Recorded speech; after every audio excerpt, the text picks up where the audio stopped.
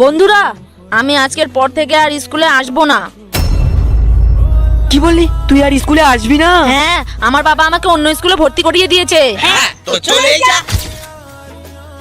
বেঙ্গি, তোর বাবা তোকে নিতে এসেছে।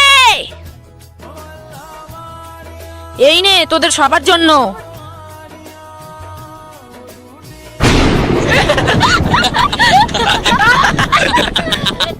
বয়রা, এই অঙ্কটা করে দেখা তো। আরে বেঙ্গি, এই অঙ্কটা করে দে তো।